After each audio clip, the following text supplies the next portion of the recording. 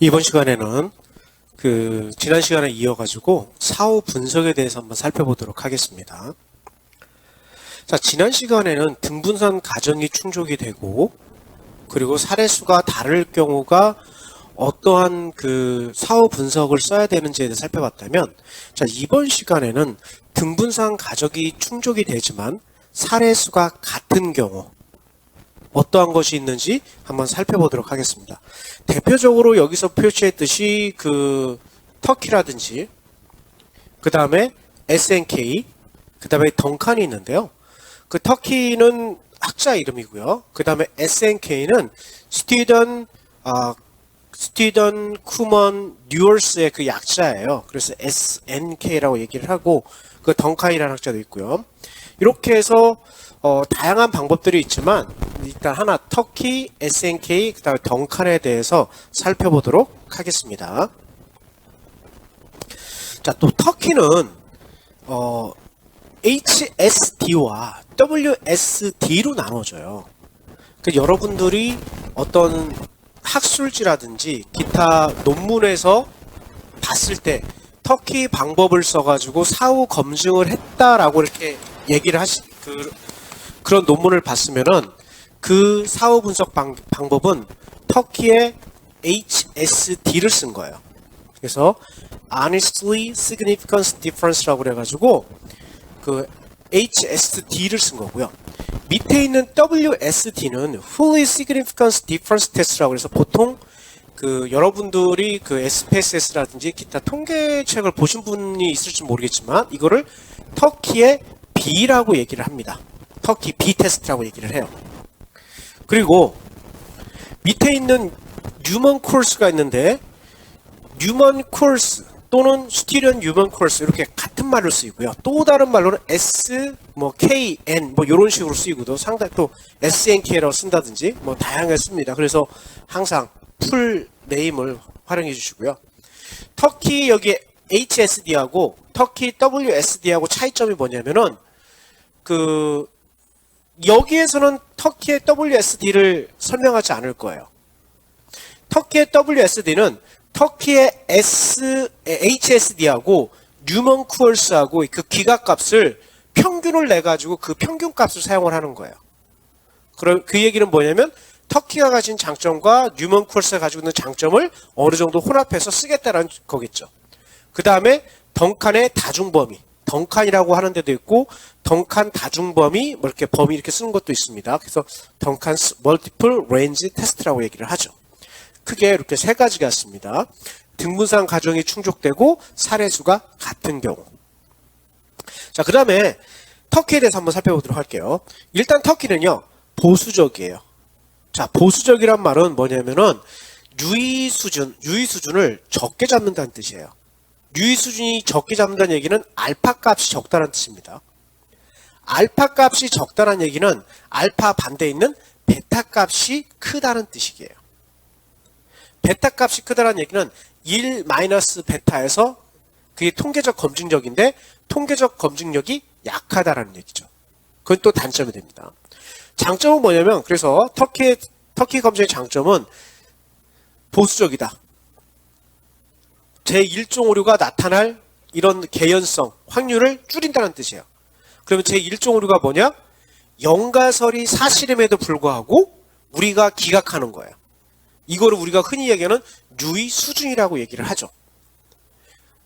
왜냐하면 영가설이 사실이면은 영가설을 받아들여야 돼요.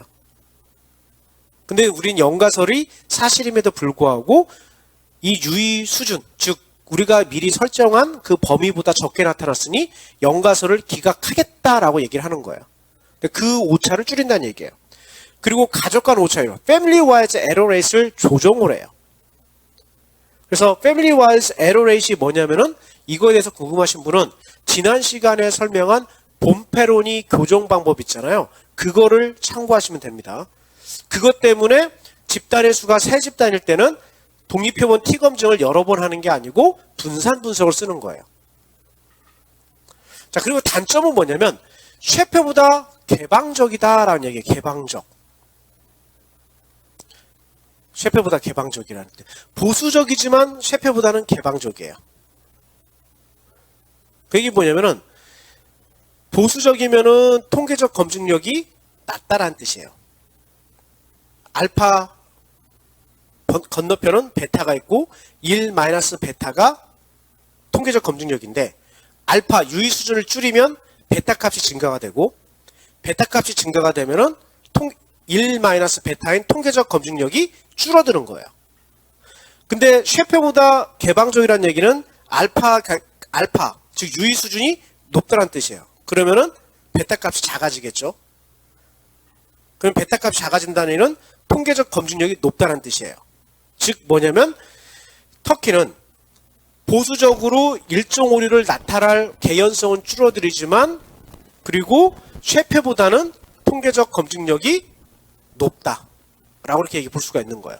그래서 사례수가 같을 경우에는 셰페보다는 터키를 쓰는 게 더 바람직합니다. 사례수가 같을 경우는. 왜? 통계적 검증력이 높으니까. 그 단점 같은 경우는 단순 비교에만 사용이 가능하다. 즉 1대1 쌍으로 비교할 때만 가능하다라는 뜻입니다. 대신에 셰페 같은 경우는 1대1 뿐만 아니라 1 플러스 2라든지 해서 복합 비교까지 가능하죠. 자, 그래서 이 터키의 그 일반적인 그 분석 절차를 보면요. 일단 단순 비교가 가능한 횟수를 조사를 하고요. 그리고 거기서 나타난 평균의 값 차이를 나타내고요. 두 번째는 기하값을 설정을 하고요. 그 기하값과 평균의 값을 비교하는 겁니다. 자, 그래서 일단 가능한 단순 비교 횟수와 평균 차이. 자, 지금까지 제가 이 이론 분산 분석에서 계속 연결시켜서 설명하는 게 뭐냐면 그 피드백에 가는 거죠. 논술 성적. 자가 피드백의 평균은 8점이었고 동료 피드백의 평균은 10점이었고 교사 피드백은 12점이었어요. 자, 그렇게 보면은 여기 보면은 자가하고 평균은 0이죠. 그 다음에 동료 피드백과 자가 피드백을 빼면 2점이고요.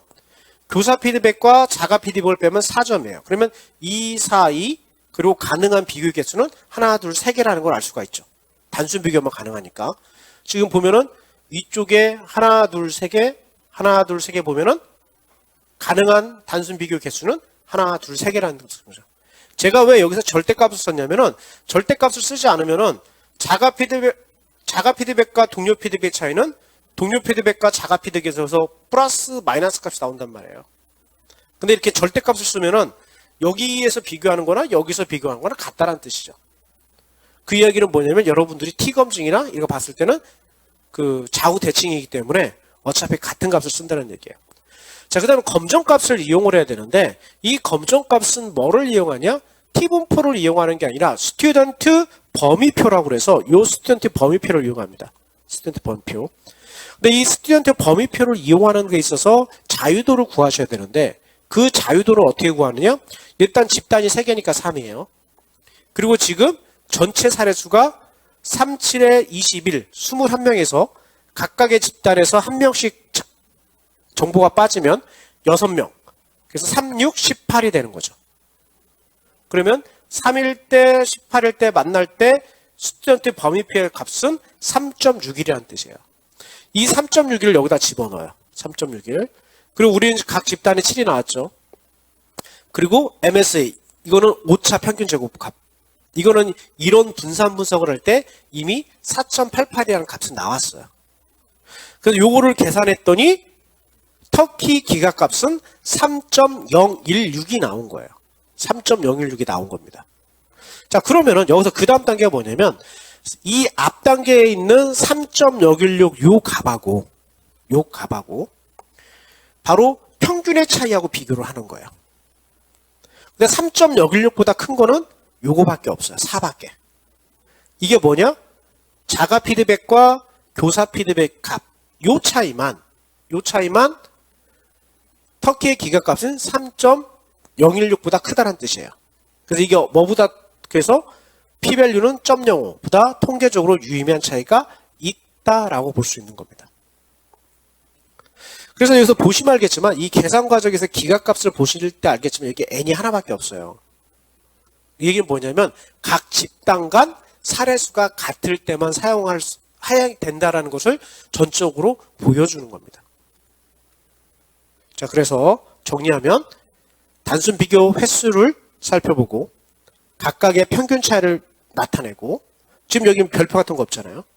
보고, 그 다음에 기각값을 구하는데 n은 사례수니까 같으니까 n이 나왔고, MSE는 평균 제곱합이죠. 오차에. 이건 이런 분산분석표에 나옵니다. 저희 값은 4.888이에요. 그리고 요 스튜던트 범위표는 요 테이블을 이용하는데, 이때 필요한 자유도는 집단의 수가 3이니까 3. 그리고 각 집단에 7명씩, 세 집단이니까 3, 7에 21, 21명 있죠, 총. 근데 각 집단에 한 명씩 자유도가 빠집니다. 불필요한 정보들이. 그러면 꼭 필요한 정보는 각 집단에 6개씩, 3, 6, 18. 그래서 3일 때, 18일 때 값은 3.61이에요. 여기다 집어넣으면은 터키의 기각값은 3.016이고, 요 3.016과 요 평균의 차이를 보면은 바로 통계적으로 유의미한 차이가 있다라고 얘기를 할 수 있는 겁니다. 자, 참고로 제가 여기다 0.05라고 얘기한 건 뭐냐면은 스튜던트 범위표에서 제가 유의 수준이 0.05일 때를 이용했기 때문에 그런 거예요. 만약에 여기에 스튜던트 범위표에서 여러분들이 유의 수준이 0.05가 아니고 0.01일 때를 이용을 한다면은 당연히 기각값도 변하겠고, 이것도 0.05가 아닌 0.01로 바뀌겠죠.